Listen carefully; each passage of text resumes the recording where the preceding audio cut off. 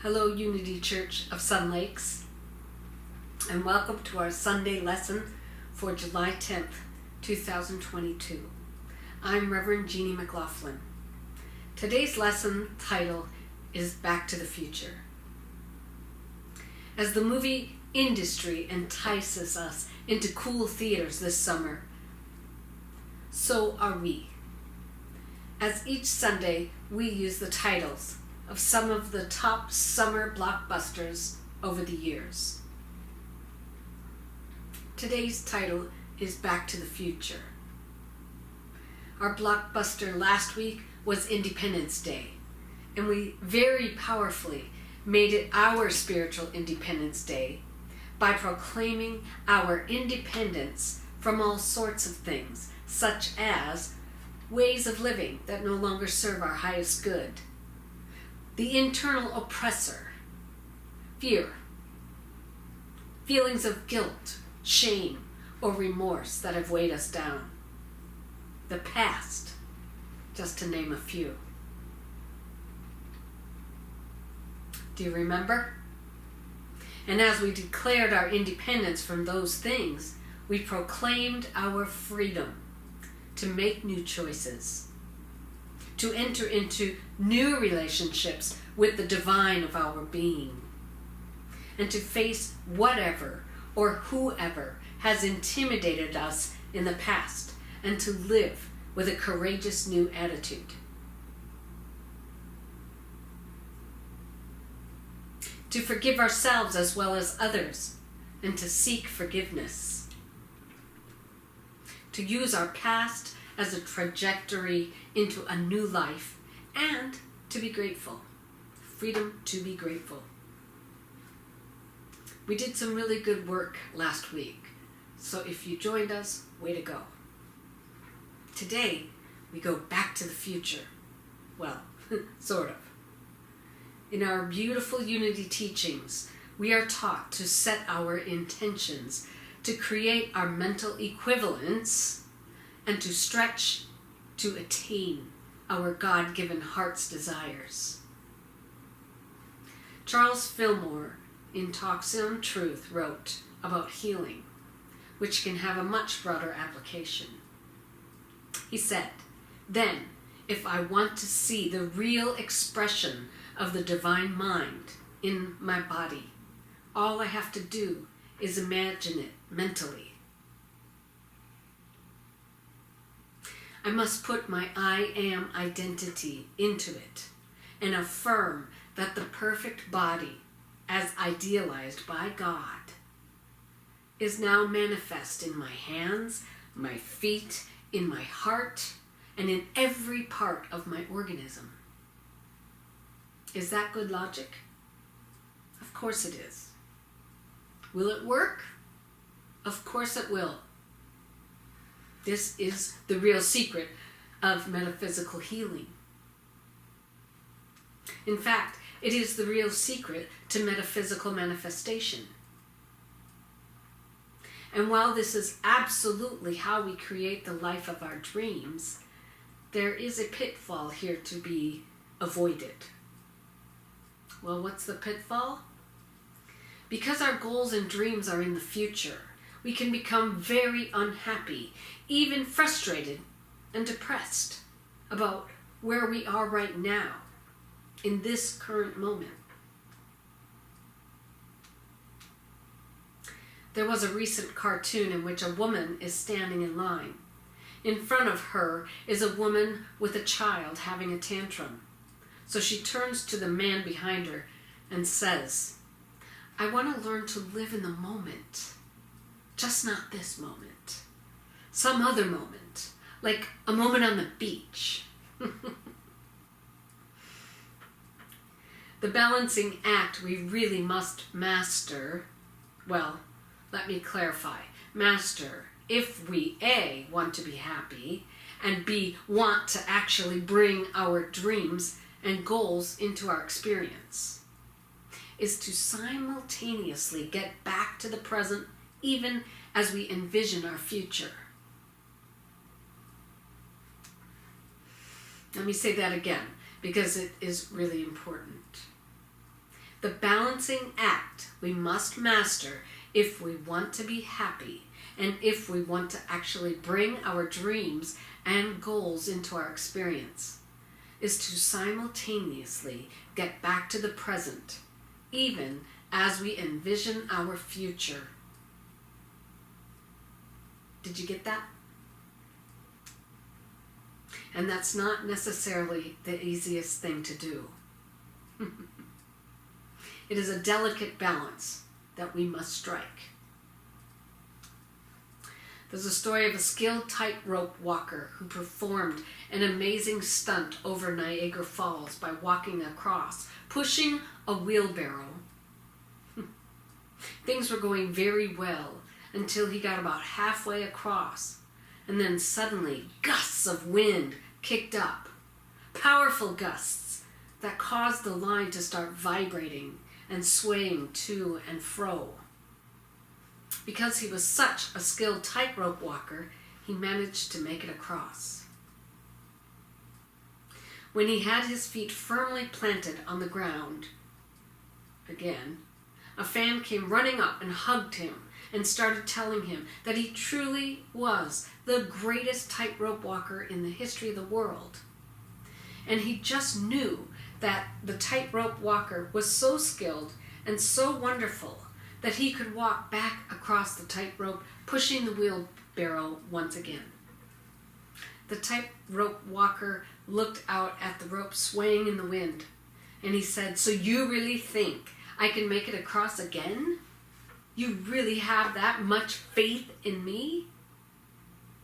"Absolutely," shouted the fan.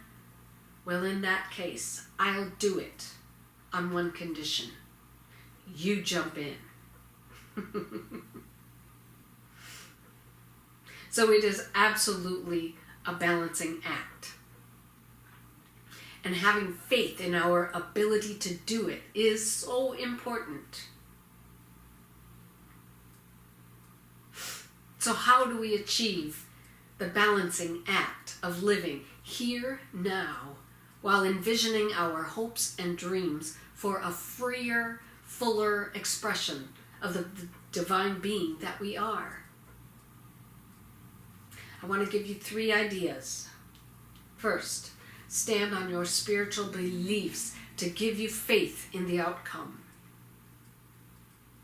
Second, stand on your beliefs in love, God's infinite givingness to us. I have come so that you might have life and have it more abundantly. That's John chapter 10, verse 10. And stand on your beliefs in law. Absolutely works all the time. The law.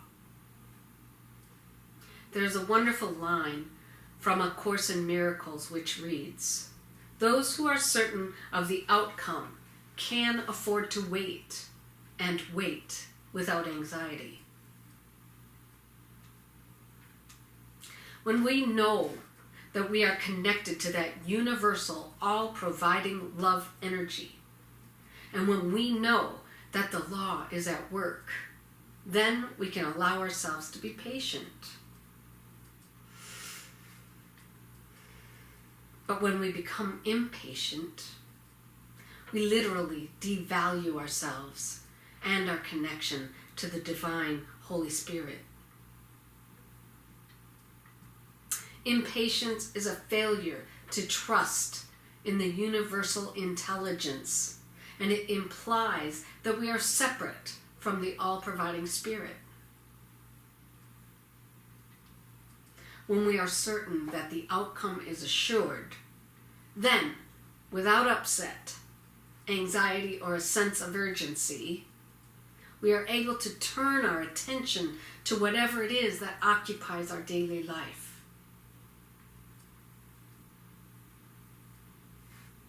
And we can still stand on our spiritual beliefs, even when something doesn't appear to be working out the way we thought it would, or the way we wanted it to, because we know that it must be working out in other even better ways.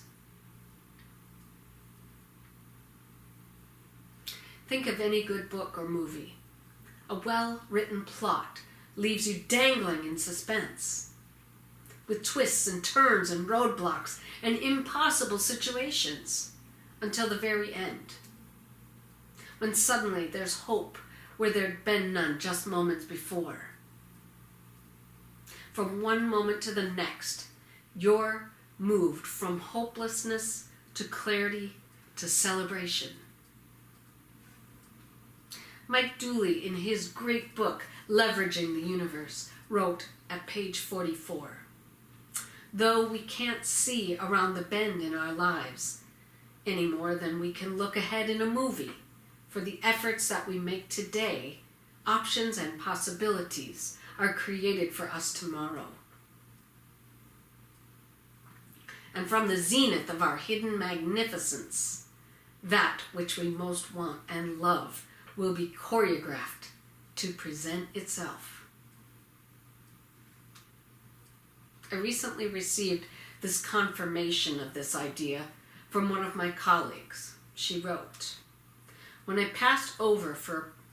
was passed over for a promotion at work that I had worked for years to achieve, I was devastated.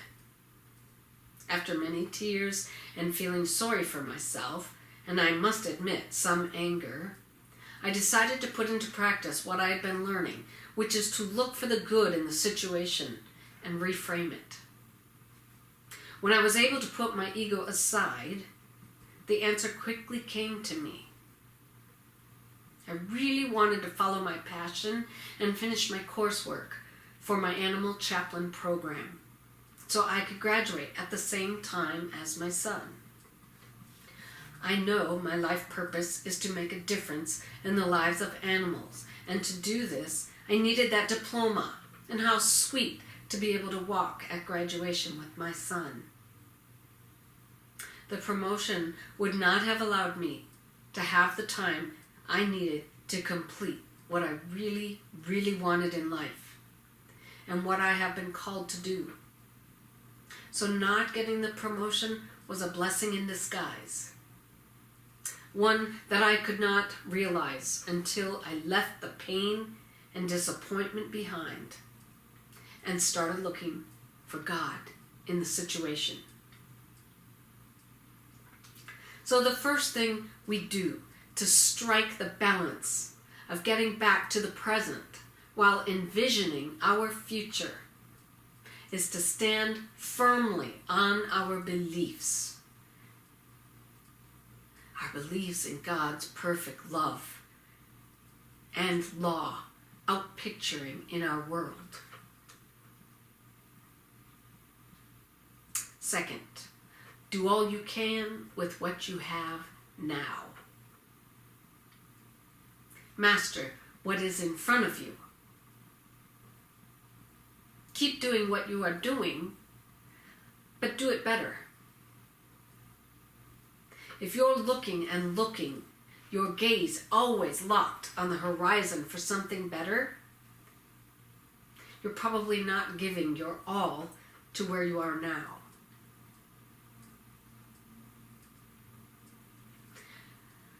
In other words, you're not fully present. In fact, the more you dislike whatever you're doing now, the worse you're probably doing it. Attitudes play a huge role here, appreciating that you have something to do, seeing it as a stepping stone to something better, and making the best of your situation with a great smile and a glad heart. That's mastering what's in front of you. In life, as soon as you master what's in front of you, you're raised to the next level, and choices abound. Whereas if you don't master what's in front of you, life will let you flounder. I want to finish the quote from Dooley in Leveraging the Universe on page 44 that I shared a moment ago. Though we can't see around the bend in our lives any more than we can look ahead in a movie, for the efforts that we make today. Options and possibilities are created for us tomorrow. And from the zenith of our hidden magnificence, that which we most want and love will be choreographed to present itself. All that's required is that we continue creating traction through action, day after day, starting from where we are. All of which becomes easiest when we understand our power and its source. While taking stock of our present situation, weighing our preferences, and physically moving. Then the movie reel never gets stuck. It keeps rolling forward, and our own inevitable celebration draws near until ultimately the day dawns when we can look back on how this story unfolded, laughing to ourselves. Oh, of course, I needn't ever have worried.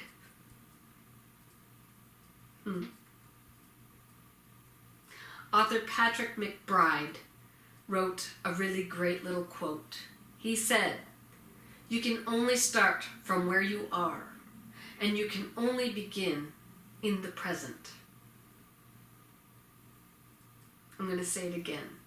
You can only start from where you are, and you can only begin in the present.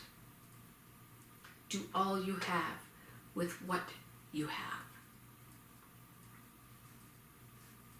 Isaac Newton once said, if two angels were sent down from heaven, one to conduct an empire and the other to sweep a street, they would feel no inclination to change employment. An angel would know that no matter what the task, there is an opportunity to bring light and joy, to deepen our understanding, and to expand our life. Third, live full out now. I love this quote from Abraham. Make up your mind that nothing is more important than how you feel now, because now is everything.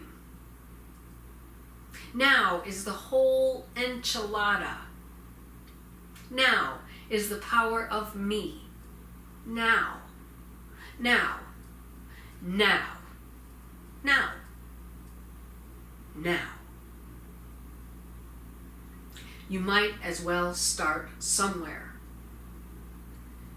And it might as well be now. Why not start improving your life now? Or now, or now. Or this from a Rhonda Bryn book called The Secret Daily Teachings. Many people focus on the one thing that they want and then forget to be grateful for all the things they have. Without gratitude, you cannot achieve anything through the law of attraction. Because if you are not emanating gratitude from your being, then by default, you are emanating ungratefulness. Be proactive and use the frequency of your being to receive what you want.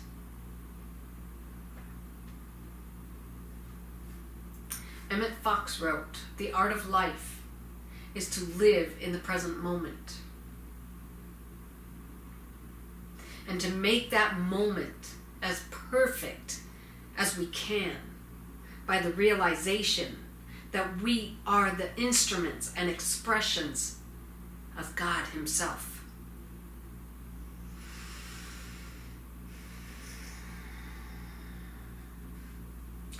The Buddha told this parable. A man traveling across a field encountered a tiger. He fled, the tiger after him. Coming to a precipice, he caught hold of a root of a wild vine and swung himself down over the edge. The tiger sniffed at him from above. Trembling, the man looked down to where, far below, another tiger was waiting to eat him. Only the vine sustained him.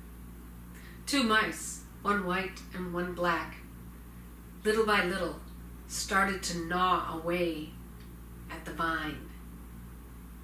The man saw a luscious strawberry near him. Grasping the vine with one hand, he plucked the strawberry with the other. How sweet it tasted.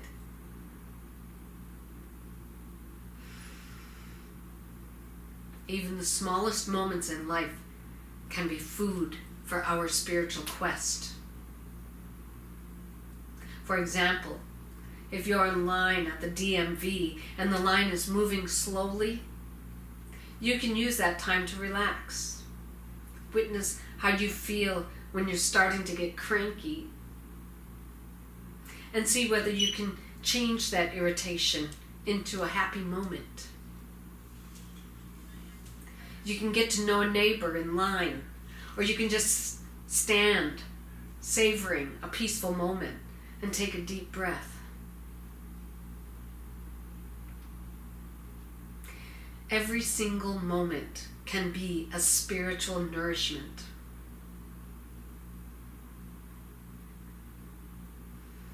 Even the smallest moment can truly be food for our own spiritual growth. Disappointment by Dr. Jim Mayfield. I went searching for a rose one newborn summer's day. I only found a perfect orchid that grew along the way. How very sad it made me to fail so miserably. I couldn't find a rose that day. Woe, oh woe is me.